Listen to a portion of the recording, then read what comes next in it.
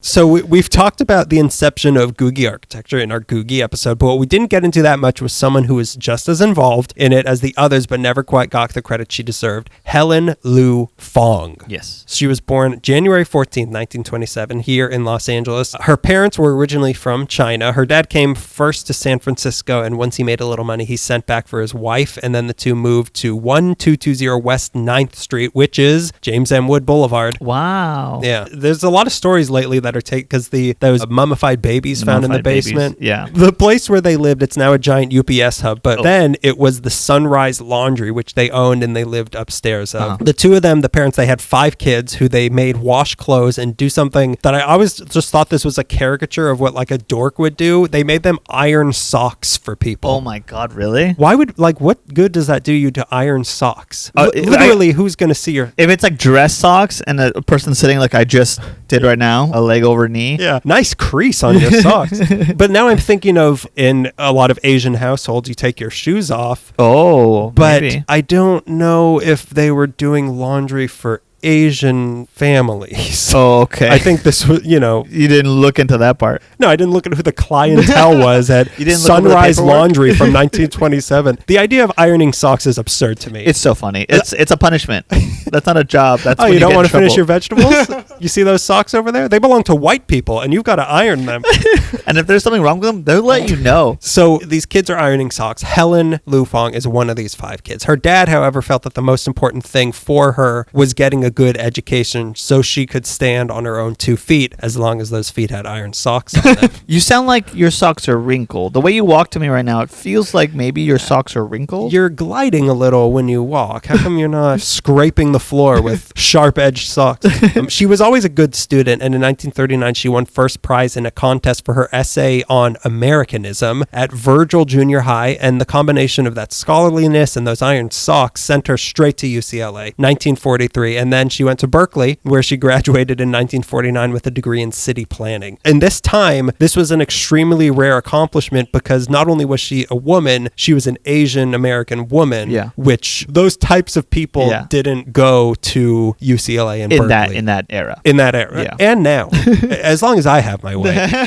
Unfortunately, when she graduated, she was not able to get a job, not only because she was a woman, but because she was an Asian woman. Right. So she got her degree, but end of the line for you. Yeah, thank you for giving us your money. Yeah. But luckily, one man took a chance on her and hired her to work for him. This was Eugene Choi, who was an architect who designed mostly modernist houses, but also the Chinese Consolidated Benevolent Association in Chinatown. Oh, yeah? Which I think we talked about in the China. That sounds familiar, yeah. Oh, you're not a member? You're not benevolent? Oh, you don't know about that? Oh, you're malevolent. Oh, yeah. That's a different church. Oh, I joined the wrong organization. It's next door, the Chinese Consolidated Malevolent Association. It's all the evil twins of all of the people at the Benevolent Church. So he designed that and the Cathay Bank, which is also in Chinatown. Oh, yeah? Yeah, so he designed that. That's a beautiful building, too. That's a historic... yeah, I believe I talked about that in the Chinatown episode. Thank you very much. Actually, we're talking about Cathay Bank, the cartoon character, and it's sweating a lot, and it wants chocolate.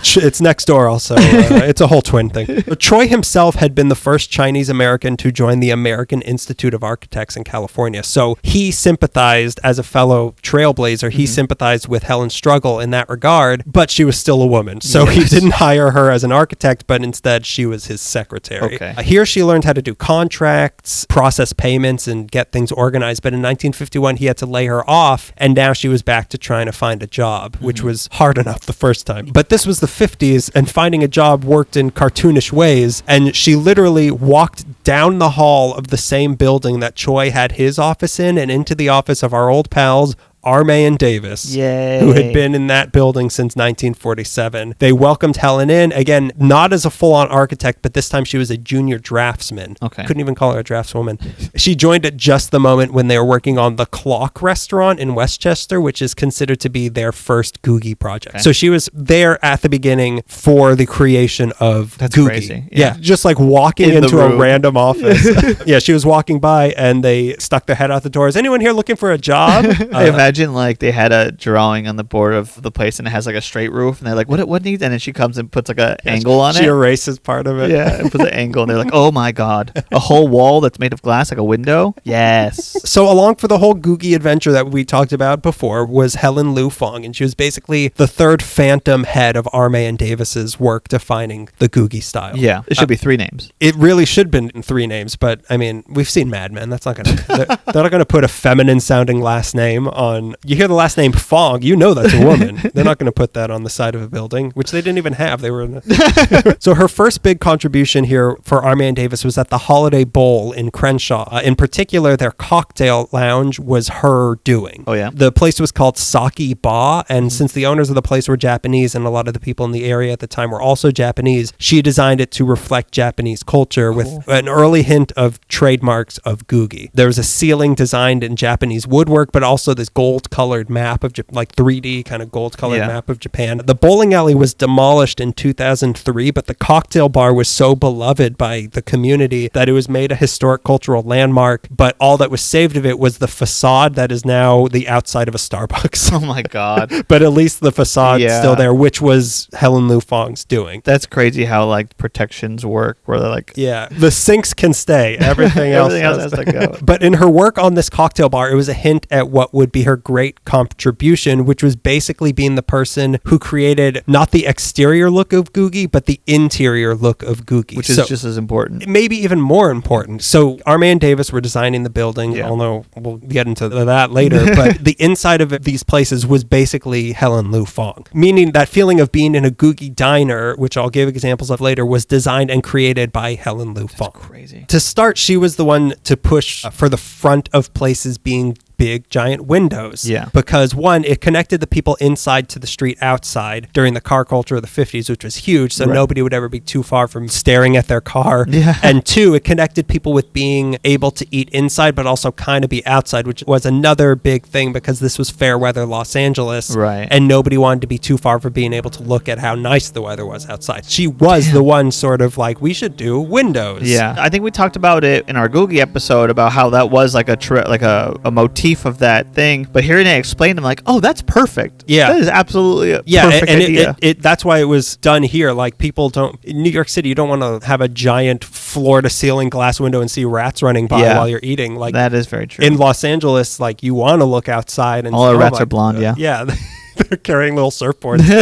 That rat is like a New York 6, but that rat here is like a LA 10. And I mean like 10 kids that it has on its back. I mean, like, it's pounds. In New York, the rating system is weight, but in here it's hotness for rats. Rats are so hot. So her quest to connect the outside to the inside also manifested in putting tropical gardens in front of a lot of these places and then having those same types of plants inside to further the connection and smooth the transition between inside and outside. That's why there's a lot of almost like tropical feel in a lot of Googie places. It's, she wanted that. You're like blowing my mind in small explosions. But like, I always thought small that was controlled detonations. I always thought that was like a weird sort of like Polynesian thing. But to hear that explanation, that's much better. It was just a way to make people feel like they were inside but outside. She would have done great in coronavirus times. Yeah. I feel like I went inside of that Denny's today.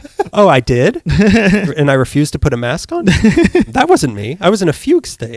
So then once you were inside of these places, she hated things being the color green or blue, which she felt was sad. She thought those two colors were sad. She said, you've been in places where they had powder blue booths, right? Need I say more? To her, those were just depressing interiors. In sign painting, we were taught to never do lettering for a restaurant in blue because blue is the one color that psychologically denotes decay. Really? Yeah. I guess that's why I identify with Picasso's blue period. Yeah, I mean, that, like, McDonald's is red and yellow. Yeah. That's like browns or yellows or reds. That's weird. I don't think I've eaten anything blue other than that milk I had on the moisture farm. There's not much blue food. Yeah, not a lot of blue food, but also like labeling for food, especially meat. It's like you never see a barbecue place with love like blue meat. Oh man, my favorite meat is blue meat. She would have hated Eiffel 5.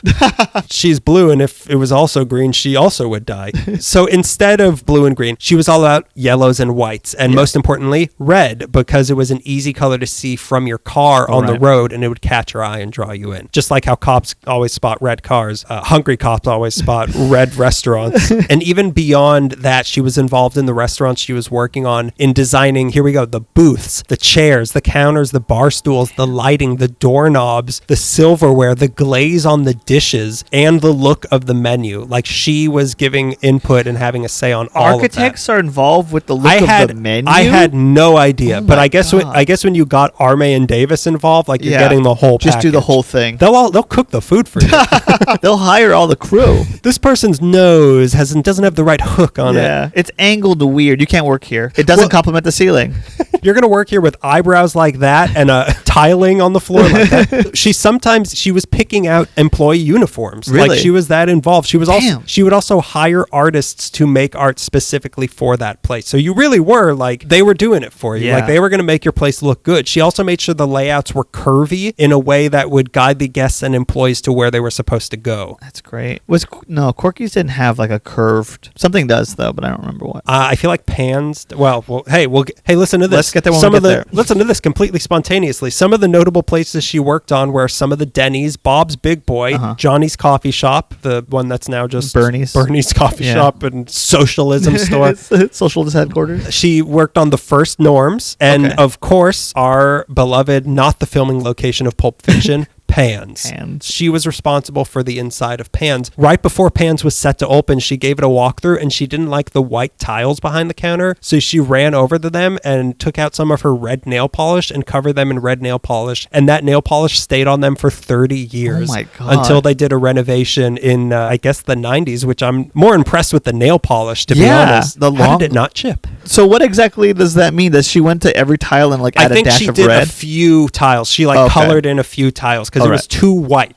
She like every 4 tiles maybe. Like a Jackson Pollock or something. Yeah, she put it in her mouth. And I wish I could have seen that, but an insane level of dedication and obsession also. Yeah. She always got credit for her interior work at Arme and Davis, but in reality, she seemed to be doing a lot of the other work there that she didn't get credit for, like being a client liaison, watching over payroll, making sure people got paid, and even helping out in some of the overall designs. She was described by people who worked there as the guiding light that kept the firm going. Like, she was the heart of Arme and Davis. She only allowed classical music to be played in the office, and one guy was whistling one time, and she came up behind him and put her hand on his shoulder and said, "We don't whistle while we work here."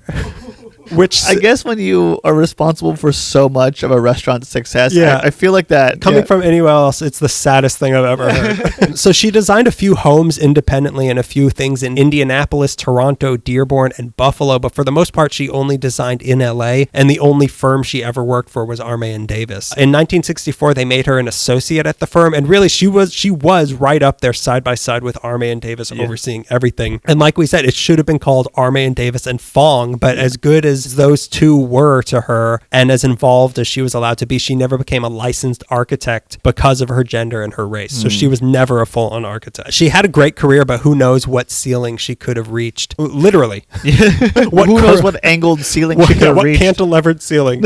Had she been allowed to move up to the next level. That's a shame. It is a shame. She retired in the late 70s, but she still did some consulting with them for decades after that until she died April 17th, 2005 in Glendora of cancer. That's a sad way to end this story, but there's not really much else to say other than the next time I'm stacking creamer cups at a diner waiting for my chicken fried steak and staring at the cars driving by, I'll be thinking of you, Helen Liu Fong, and also my chicken fried steak.